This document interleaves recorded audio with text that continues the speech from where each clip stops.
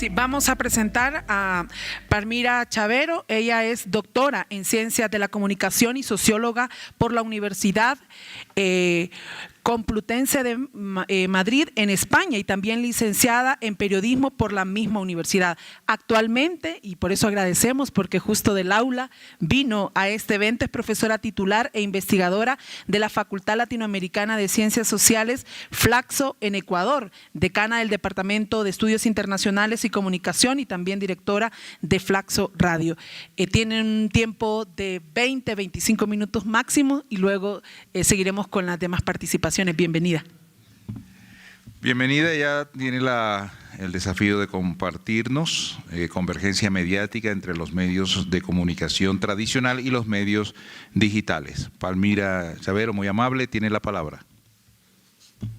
Muchas gracias por la invitación, primero, y felicidades a LER por los 50 años que, como se mencionaba antes, no es poca cosa.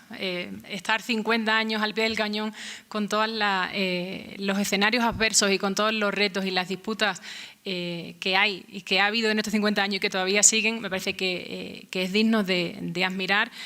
Así que felicidades por eso y qué bueno, gracias por la invitación. Si tardé, la primera mesa me la perdí justamente porque estaba en clase, pero bueno, ahí ya me incorporé. Qué bueno volver a encontrarnos y reencontrarnos, ver caras conocidas que hacía mucho que por la pandemia no nos veíamos y qué bueno volver a compartir espacios, reflexiones y comentarios y retos que se vienen adelante. Yo quiero compartir un poco también algunas reflexiones efectivamente en cuanto a la convergencia mediática entre los medios tradicionales y los medios digitales y obviamente un poco también el tema de las redes sociales y tal. Voy a tratar de ir rápido, si cualquier cosa me sacan la tarjeta roja sin problema. Sí, sí. Sentíos libres de sacarme la tarjeta. Entonces, bueno, la primera, no sé si podemos poner la presentación ahí. La primera cuestión, si pasamos porfa, la primera cuestión que nosotros tenemos que reflexionar cuando nos enfrentamos al estudio de los medios o cuando trabajamos en medios o estamos cerca de los medios de comunicación es justamente la importancia de los medios, ¿no? Sabiendo que los distintos tipos de medios, cada uno tiene obviamente sus propias características, sus propias lógicas, sus propias dinámicas, etcétera, pero los medios no están aislados de la realidad y por tanto no están aislados, como ya todos sabemos por experiencia propia, no están aislados de actores económicos, de actores políticos, de actores sociales, a veces de unos más que de otros, y eso condiciona el propio quehacer de los medios, ¿no? Entonces, sí me gustaría empezar un poco por el punto de partida, ¿no? Es decir, ¿por qué los medios o cuál es la importancia de los medios o por qué tenemos que cuidarnos y cuidar a los medios de comunicación, ¿no? A mí me gusta plantear este esquema en el que ilustro un poco que los medios se mueven en este doble eje, ¿no? En el eje de la dependencia y la independencia, que va marcado obviamente por un tema económico y de dónde vienen los recursos, y un tema de cooperación o conflictividad, ¿no? Entonces, en estos dos planos se mueven los medios de comunicación con independencia de sus características y de su tipología, y eso es lo que hace que los medios ocupen pues, la centralidad que ocupan en el espacio público, en la esfera pública, pero lo importante de esto es tomar conciencia, tanto como ciudadanos, como periodistas, comunicadores y como comunicólogos también, tomar conciencia de que los medios son un espacio privilegiado de construcción de lo público, ¿no? O sea, es un espacio en el que tenemos la posibilidad privilegiada, porque no todo el mundo puede entrar en los medios de comunicación y no puede entrar de la misma manera, con lo cual eso lo constituye en un espacio privilegiado y por tanto eso nos obliga a tener más responsabilidades, a tener más cercanía con la sociedad, con las comunidades, con los colectivos y a asumir ciertas lógicas, ciertas dinámicas y a tratar de evitar otras, ¿no? Con el paso del tiempo lo que hemos visto, si pasamos porfa, y la situación en la que estamos es que ya hemos superado ese espacio de la radio, la tele y la prensa escrita, sino que estamos cada vez más en este escenario de convergencia mediática, de lo que llamamos convergencia mediática, aunque también lo podemos darle otros nombres. Pero ese es el escenario en el que nos movemos, ¿no? Y quizás aquí es importante hacer una pequeña reflexión, tener una pequeña mirada retrospectiva muy breve de cómo hemos llegado hasta aquí, ¿no? De por qué estamos envueltos en esta situación, que eso nos va a dar pistas también de por dónde podemos caminar, de hacia dónde deberíamos dirigirnos y de cuáles son los retos y las responsabilidades que tenemos por delante como medios de comunicación, como ciudadanía y también como academia, ¿no? Entonces, ¿cómo hemos llegado hasta aquí? Si pasamos, porfa, hay distintos elementos, obviamente todos sabemos Perdón. Todos conocemos el desarrollo tecnológico, que cada vez hay más formatos, cada vez hay más canales, cada vez hay más géneros, o sea, hay un desarrollo tecnológico objetivo que nos ha impulsado, digamos, hasta aquí. Todos somos conscientes de eso y lo vivimos, los hemos vivido, unos han vivido más los cambios, otros menos, pero somos conscientes de eso. Hay un aumento, una mejora en la conectividad y un aumento en la conexión a Internet, aunque esto todavía sigue siendo un reto, sobre todo en Ecuador y en América Latina, pero hay un aumento de las posibilidades de acceso a Internet. Y hay otro pilar, que es el que quiero remarcar, que es el que muchas veces no miramos o al que muchas veces le prestamos menos atención quizás de la que debiéramos, ¿no? Que es la crisis en la que vienen estando los medios tradicionales. Hay una triple crisis en los medios convencionales, en los medios hegemónicos, sobre todo, que tiene una cara visible y una cara invisible. Una cara visible es el tema económico, ¿no? Todos, creo que debe hacer como unos 20 años que estamos escuchando el tema de la crisis económica de los medios, la publicidad baja, los medios no tienen cómo sostenerse, etcétera, etcétera. Es real que hay un elemento económico. También es real que no es el único. También es verdad que no es la única crisis que viven los medios, más allá de introducirnos en, bueno, de dónde viene esta crisis, por qué, etcétera, etcétera, que eso es otro capítulo. Pero hay otra cara de este proceso, de esta crisis, otra doble crisis dentro de los medios que tiene que ver con la confianza y con la credibilidad de los grandes medios hegemónicos, que ha llevado a una de las consecuencias a las que nos ha llevado es justamente a este incremento de lo digital y a este incremento en el uso, no solo de los medios digitales, de los medios alternativos, sino también de las redes sociales con todo lo que eso supone, ¿no? En el caso de Ecuador, lamentablemente en los últimos 2 años se ha eliminado esa pregunta de casi todas las encuestas confiables que trabajamos y no tenemos datos de confianza de los últimos 2-3 años, pero sí tenemos datos hasta entonces, hasta hace 3 años, y más de la mitad de los ecuatorianos no confían ni en radio, ni en tele, ni en prensa escrita, ¿no? Entonces hay un elemento de confianza, de crisis de confianza que está erosionando a los medios de comunicación y hay un elemento también de credibilidad y de legitimidad de los medios, sobre todo de los medios hegemónicos, ¿no? Que, como digo, este es un pilar que es importante tener en cuenta cuando nosotros miramos la realidad digital en la que estamos viviendo, en la que estamos inmersos, ¿no? Si seguimos, porfa, así como muy rápidamente, hay algunos elementos que quiero destacar en este mini recorrido, ¿no? De cómo hemos llegado hasta aquí. Acordémonos de que al principio, cuando empezaron a surgir los medios digitales, las redes sociales, Internet, etcétera, etcétera, hubo como una gran euforia, ¿no? Hubo como la sensación de ya, Internet es la panacea, lo digital es la panacea, las redes sociales son la solución a muchos de los problemas, sobre todo en términos de credibilidad democrática y de construcción de opinión pública que tenemos en general en muchos de los países, ¿no? Entonces hubo como un movimiento como muy eufórico, a lo que se dio en llamar el ciberoptimismo, y que vino respaldado por todas las manifestaciones, por todas las revueltas que se articularon a través de las redes sociales y que respaldaron un poco esta idea de, en efecto, las redes sociales, lo digital, es el futuro, por aquí es, ahora ya podemos hablar directamente en Twitter con el presidente de la República si queremos o con el presidente de la empresa, o sea, ya se rompen esos puentes y esto tiene mucho que ver también con las propias características de lo digital, de las redes sociales, en términos de inmediatez, de difusión, de posibilidades de interacción, etcétera, etcétera. Y hay otro elemento en esta visión ciberoptimista que no siempre se dice y que es importante tener en cuenta y por eso rescato aquí la imagen de octubre de 2019. Las redes sociales y los medios digitales se empezaron a convertir, y esto sigue siendo, es un fenómeno que sigue estando vigente, se empezaron a convertir en la válvula de escape. Es decir, en momentos de crisis, en momentos de conmoción social, esto en el caso de Ecuador lo hemos visto repetido en varias ocasiones. Octubre de 2019 fue una quizá de las más traumáticas, pero no solo, cuando los medios convencionales, los grandes medios hegemónicos, no informan de lo que está pasando, no informaban de lo que estaba pasando. En el caso de octubre de 2019, fueron los medios digitales, fueron los medios alternativos y fueron las redes sociales las que sí compartían esa información.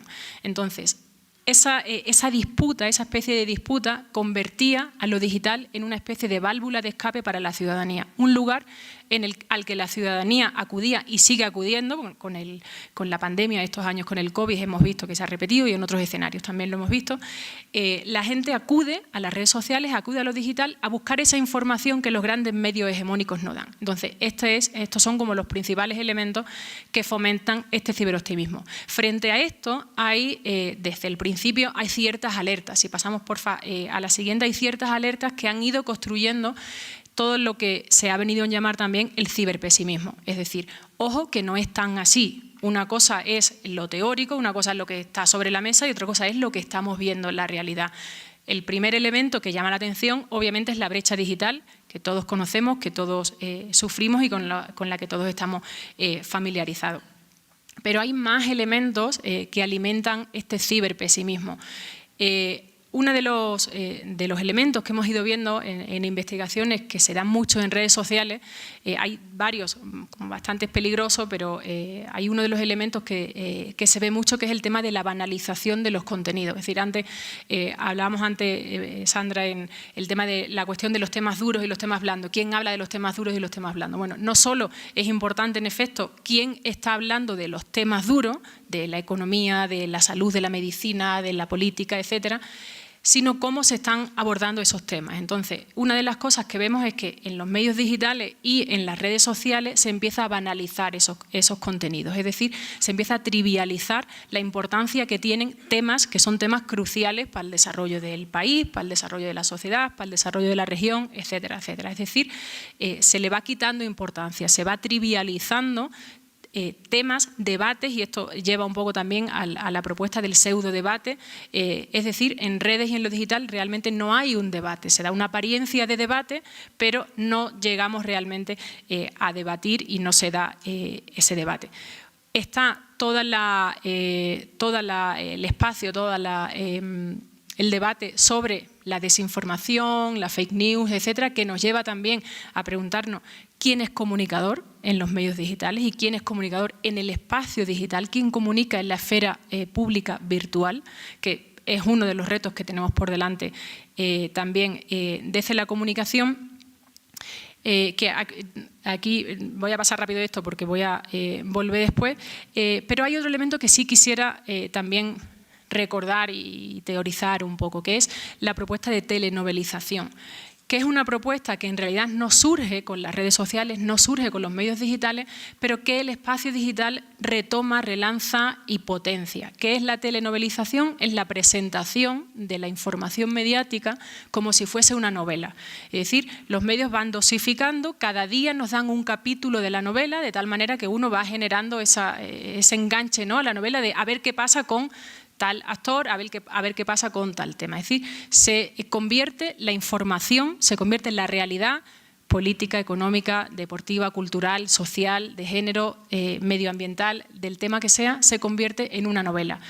Uno de los ejemplos más dramáticos de este caso, de esta propuesta, que como digo no es nueva, pero con lo digital se potencia, se refuerza, fue lo que vivimos con el secuestro y el asesinato de los 3 periodistas del Comercio. Si recordáis, esa información en lo digital y sobre todo en redes sociales se fue contando como una novela, de tal manera que había 2 elementos aquí. Uno, la novela, de tal manera que se iba dando un capítulo de ahora tenemos esta información, ahora tenemos esta otra, ahora no está contrastada, ahora era mentira. O sea, se cuenta la novela cuando en realidad de lo que estábamos hablando era de las vidas de 3 personas, de 3 profesionales.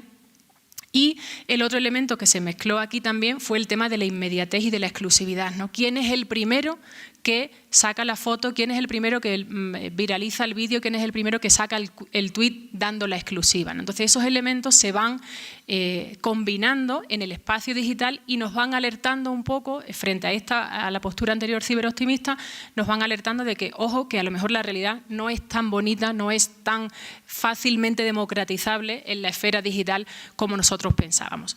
Si pasamos, porfa, tuvimos un break en la pandemia que impulsó nuevamente a los medios digitales y a las redes sociales, a todo lo que tiene que ver con Internet, etcétera, que es el propio confinamiento fruto de la pandemia. En el caso de Ecuador, pasamos de tener un índice de penetración de Internet del casi 34%, 33 y pico, al 45,5%. Y pasamos de consumir medios digitales, redes sociales, Internet, etcétera, para cuestiones puntuales, a depender para todo de Internet. Damos clases por Internet, hacemos la compra por Internet, trabajamos por Internet, tenemos reuniones, para todo dependíamos. Con lo cual eso impulsó el espacio de lo digital y el espacio de las redes sociales, etcétera, etcétera. Uno de los elementos de la cara oculta de este refuerzo durante el tiempo de la pandemia no acabada todavía tiene que ver con los grandes beneficios que han obtenido las plataformas, las empresas, las plataformas y todas las empresas que están haciendo negocios con nuestros datos fruto de esto, ¿no? Pero ese es otro capítulo. Entonces, si recordamos, en la pandemia nos volvimos a encontrar otra vez, si pasamos por favor para ver una imagen, nos volvimos a encontrar con la situación que decíamos antes, en la que los ciudadanos acudían a las redes sociales y a los medios digitales para buscar la información que no daban los grandes medios hegemónicos. Traigo esta imagen, si recordáis, es una persona, un ciudadano, que había vertido crítica en redes sociales, que había cuestionado la gestión del gobierno durante la pandemia y fue rápidamente localizado, detenido, etcétera, etcétera. Con lo cual volvemos nuevamente, si pasamos, volvemos nuevamente a un escenario, como decíamos, de convergencia. Es decir, ya no está tan separado los medios convencionales, los medios tradicionales, sobre todo los hegemónicos, de los digitales. Ahora, ¿qué significa esto? ¿Qué retos nos trae? ¿Qué significa que nos aporta, para bien y para mal, un elemento y otro? ¿Qué nos aporta lo convencional? Si pasamos, porfa, tenemos algunos elementos positivos y tenemos algunos elementos negativos. El mantener medios convencionales, mantener medios tradicionales, como periodistas, como comunicadores, nos aporta... Ya voy. Como comunicadores nos aporta una estructura, nos aporta acceso a fuentes, acceso a datos, nos permite una mayor dedicación, una mayor profundización, nos facilita la llegada a la ciudadanía porque la ciudadanía ya tiene un hábito y obviamente aquí hay que tener en cuenta que hay mucha diferencia entre un tipo de medio y otro. Si pasamos rápidamente, en lo digital tenemos las características positivas que ya todos sabemos de inmediatez, difusión, interacción, etcétera, etcétera. Nos permite llegar a nuevos públicos, aquí conectando un poco con uno de los debates que se daba antes del tema de los jóvenes, pero también nos alerta de muchas cosas. Nos alerta de la posible banalización y teatralización que decíamos antes, nos alerta de medios digitales que surgen precisamente para evitar tener que cumplir con directrices éticas, deontológicas, etcétera, etcétera. Hay medios digitales que lo han dicho claramente. Nosotros nacemos para evitar cumplir la Ley Orgánica de Comunicación y con eso vulneran principios éticos, etcétera, etcétera. Y toda la parte que decíamos antes de negocio con los datos, ¿no? Si pasamos, porfa, varias. Vamos a ir rápidamente. Sí, esto ya. Ahí. ¿Qué nos encontramos como comunicadores, como medios de comunicación, como ciudadanos y como formadores también en esta convergencia? ¿Cuáles son un poco los frutos, los fenómenos, los procesos que nos estamos encontrando? Primero, hay una cada vez más presente hibridez o hibridación mediática. Es decir, ya no solo informamos, como periodistas, no solo informamos a través de los medios convencionales en los que estamos, sino que tenemos que pensar también que ese contenido va a ser replicado en redes sociales. Eso cambia nuestra forma de trabajar como profesionales. Igual si somos ciudadanos. Un ciudadano replica en redes sociales el contenido de los medios de comunicación tradicionales. Es lo que conocemos como hibridez o hibridación mediática, que cada vez está más presente. El fenómeno de las segundas pantallas, es decir, un claro ejemplo, seguramente somos todos los que estamos aquí, que tenemos al menos 2 pantallas en simultáneo haciendo varias cosas a la vez. Esto es otro de las cuestiones más habituales y tenemos que tener en cuenta eso para saber quién es nuestra audiencia, cómo se comporta nuestra audiencia y cómo nos comportamos también nosotros mismos, ¿no? Es decir, tenemos varios dispositivos a la vez. Si pasamos, porfa, tenemos el famoso fenómeno TikTok. Es el famoso fenómeno TikTok que también nos condiciona como ciudadanos, nos condiciona como periodistas, nos condiciona como formadores. Hay información que algunos líderes políticos, líderes económicos, líderes sociales, líderes medioambientalistas, etcétera, etcétera, deciden compartir a través de las redes sociales, no ya a través de convocar una rueda de prensa o a través de enviar una nota de prensa, sino a través de redes sociales. Entonces, eso nos condiciona, nos cambia un poco el comportamiento. Se da todo un proceso de cambio en lo que llamamos el proceso de configuración de la agenda, que es decir, que muchos medios convencionales se nutren de lo que está en redes y a la inversa, es decir, se da ese cambio. Si pasamos, porfa, hay 2 fenómenos que tienen mucho que ver con la nueva sociedad, con las nuevas sociedades que estamos creando y con las características de esa sociedad. El primero de ellos es el tema de lo emocional. Cada vez tiene más peso en el debate público, incluso en la toma de decisiones supuestamente racionales o que siempre hemos estudiado como decisiones racionales, cada vez tienen más peso los componentes emocionales. Cada vez se valora más los atributos personales de cada uno de los actores, de los líderes, etcétera, que una decisión racional. Y el otro elemento que se potencia con las redes sociales tiene que ver con el negativismo, con lo que llamamos negativismo, antes mediático, ahora negativismo en redes sociales, y con todo el odio que se desprende y que está en redes sociales. Podríamos elegir al azar cualquier imagen de redes sociales, especialmente algunas más que otras, sobre todo Twitter, y vamos a encontrar un montón de ejemplos de discusión, de generación de odio, de toxicidad, un poco lo que se decía antes de hay que abstenerse. Sí, tenemos que desconectar a veces de redes sociales porque eso nos acaba afectando. Pero bueno, toda la parte de negativismo. Si pasamos, porfa, el tema de la convergencia mediática tiene distintas dimensiones. Nosotros podemos revisar casi todos los elementos que contiene la convergencia mediática, pero lo importante es que vayamos tomando conciencia de que la convergencia mediática no se trata solo de nuevos canales de distribución, que no se trata solo de nuevos contenidos, de contenidos que antes dábamos en la radio, ahora lo replicamos en las redes sociales. No se trata de eso, se trata de un cambio de comportamiento, se trata de que nuestra audiencia o nuestra ciudadanía, nosotros mismos, estamos cambiando la manera de consumir información y estamos cambiando la manera de consumir medios de comunicación. Ese es el elemento transversal de la convergencia mediática. Y una de las características más fuertes o más sólidas de esto tiene que ver con el tema de la participación. Es decir, nuestra audiencia cada vez quiere participar más, cada vez busca información más abierta, más horizontal, más de co-crear, etcétera, etcétera. Si pasamos, porfa, solo así como muy rápidamente, un ejemplo unos datos como muy por encima del uso de redes sociales de Ecuador, de la ciudadanía de Ecuador, segmentada por años y segmentada por redes sociales. ¿Qué es lo que vemos? Bueno, primero, lo que todos sabemos, que los jóvenes, sobre todo de 16 a 25 años, son los que más consumen redes sociales, también de 26 a 40, aunque un pelín menos, ¿Y qué es lo que vemos también? Bueno, la irrupción de TikTok, el descenso de Instagram, el descenso de YouTube y el ascenso de Instagram, que eso es con relación a años anteriores, pero vemos la irrupción de TikTok, sobre todo en los jóvenes. Esto es importante que lo tengamos en cuenta como ciudadanos y también como medios de comunicación, por la manera en que eso nos va a cambiar la forma en que nosotros vamos a comunicar. Nuestra audiencia nos está diciendo que está en otro sitio ahora mismo, entonces tenemos que modificar eso. Pasa rápido, muy rápidamente, solo por dejar sobre la mesa. Estos nuevos elementos nos proponen, nos lanzan retos no menores a todos, retos no menores a formadores, a ciudadanos, al Estado, a líderes políticos, etcétera. Al ciudadano le presenta retos, sobre todo en la manera de consumir información. Esto tiene que ver con toda la desinformación, nos pone la necesidad de mejorar los procesos de lectura crítica, de tener herramientas para combatir el odio en las redes sociales que se da y cada vez más, la discriminación en redes sociales, etcétera, etcétera.